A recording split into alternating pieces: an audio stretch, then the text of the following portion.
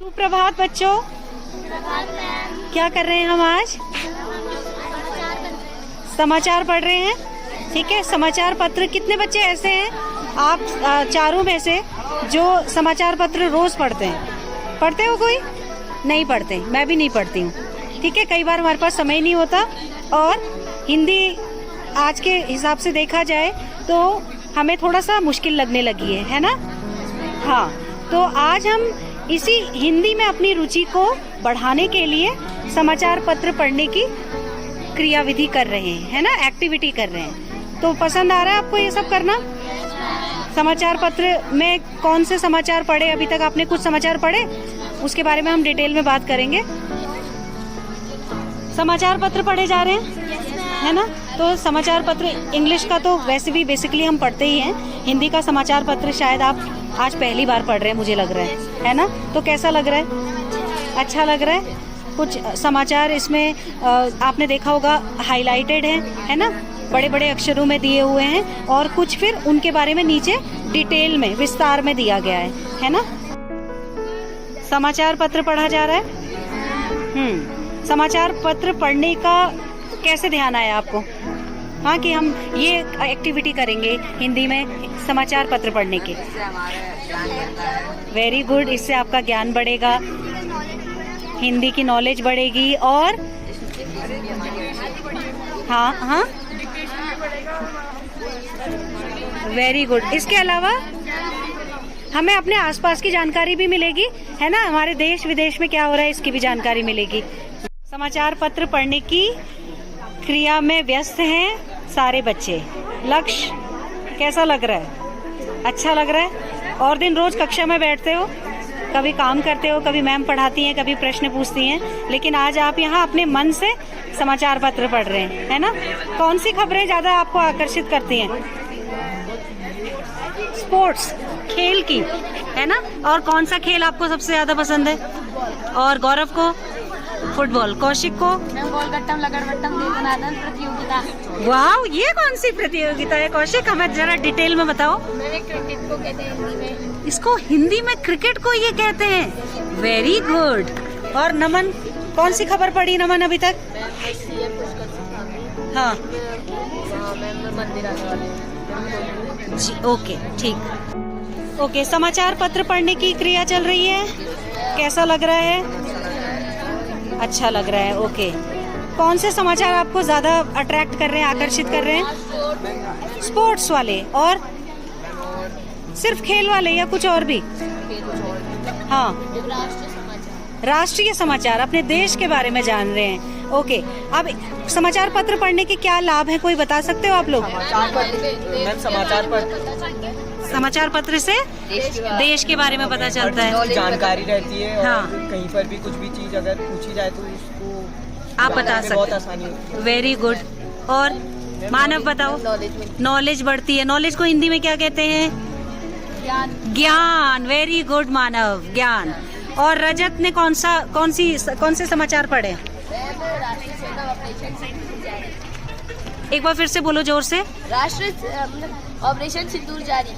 Okay, operation सिंदूर जारी। Operation सिंदूर के बारे में कुछ बताना चाहोगे? ऑपरेशन सिंदूर रविवार की रात पर जो जम्मू कश्मीर में पाकिस्तान ने किया तो उसका बदला भारत ने दिया है। अपने देश की सुरक्षा के लिए जो हमारे सैनिक हैं वो लड़ रहे हैं, है ना?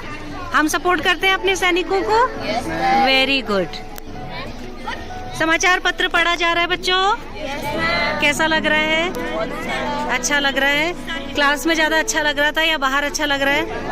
बाहर अच्छा लग रहा है। तो आप लोग जो समाचार पढ़ रहे हैं, आपको लगता है ये समाचार पत्र को डेली पढ़ने का कोई फायदा है?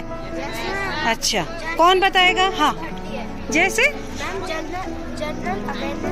जनरल अवेयरनेस बढ़ती है। जनरल अवेयरनेस को हिंदी में आप क्या बोलोगे? हाँ, वेरी गुड। हमारे आसपास में क्या हो रहा है? Okay, very good. हाँ, महतो और रवि कुछ बताना चाहेंगे? क्या पढ़ रहे हैं आप? बताओ, क्या पढ़ा?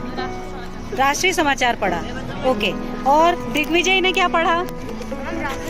राष्ट्रीय समाचार पढ़ा। तो अब आपको लगता है इस तरीके से हमें बाहर आना चाहिए, क्लास के बाहर आना चाहिए, कक्षा के, और रोज कुछ अलग अलग चीजें करनी चाहिए? तो समाचार पत्र पढ़ेंगे अब आप? कोशिश करेंगे, रोज तो नहीं पढ़ पाएंगे अगर समय नहीं हुआ, लेकिन कभी कभी कोशिश करेंगे कि समाचार पत्र उठाकर पढ़ेंगे, ठीक है? इससे हम क्या कर रहे हैं? अपनी हिंदी भाषा का सम्मान कर रहे हैं और हिंदी के माध्यम से अपने देश को समझ रहे हैं। वेरी गुड, शाबाश। इस चुनाव में किसी को नहीं डालने देंगे खलल। CAC जम्मू चुनाव आयोग ने जम्मू कश्मीर में जल्द विधानसभा चुनाव करवाने के संकेत दिए हैं। आयोग के लिए मौजूदा अनुकूल परिस्थितियां पाई हैं। आयोग ने साफ किया है कि चुनाव में किसी भी कीमत पर बख्शे नहीं जाएंगे मोदी। पीएम ने पाकिस्तान को दी चेतावनी, सुख चैन की जिंदगी जियो, रोटी खाओ वरना मेरी गोली खाओ। प्रधानमंत्री नरेंद्र मोदी ने पाकिस्तान पर खुलासा किया। नई दिल्ली विदेशी भारत और पाकिस्तान ने सीमा पर गोलीबार की हालत में कई घटनाओं के बाद तनाव को कम करने के प्रयासों में राहत शुक्रवार को कूच में नियंत्रण रखा पर फ्लैग इस दौरान दोनों पक्षों ने सीमा शांति बनाए रखने की आवश्यकता पर जोर दिया। अधिकारियों के अनुसार ब्रिगेड कमांडर चक्कर दबाव क्षेत्र में हुई वॉलीबॉल खेल पाएंगे खिलाड़ी। अल्मोड़ा हेमवती नंदन बहुगुड़ी स्टेडियम में अभ्यास करने वाले वॉलीबॉल खिलाड़ियों के लिए अच्छी खबर है। कोर्ट में करीब 1.5 लाख रुपए से 14 LED लाइट स्थापित कर दी गई है। अब तक खिलाड़ी सुबह और शाम को ही अभ्यास कर पाते हैं। जिला अधिकारी सोना 580 और चांदी 500 रुपए महंगी। नई दिल्ली मजबूत विशेष संकेतों के बीच दिल्ली सफराज बाजार में सोना सोमवार को 580 रुपए महंगा होकर 97,030 रुपए प्रति 10 ग्राम के भाव बंद होगा। चांदी 500 रुपए महंगी होकर 98,500 रुपए प्रति किलोग्राम होगी। ऑपरेशन सिंदूर की सफलता पर भाजपा कार्यकर्ताओं ने सोमवार को नगर में सिंदूर सम्मान यात्रा निकाली। इस दौरान भारत माता के जयकारे लगाए। चौधानपाटा स्थित गांधी पार्क से निकली यात्रा माल रोड होते हुए शहीद पार्क पहुंची। वहां मोमबत्तियां जलाकर शहीदों को श्रद्धांजलि दी। भाजपा जिलाध्यक्ष महेश नयाल ने कहा कि प्रधानमंत्री नरेंद्र मोदी ने दुश्मनों को सबक सिखाया है। ऑपरेशन सिंदूर न केवल सैन्य जीत है बल्कि यह देश के नागरिकों के हौसले और एकजुटता का भी प्रतीक है।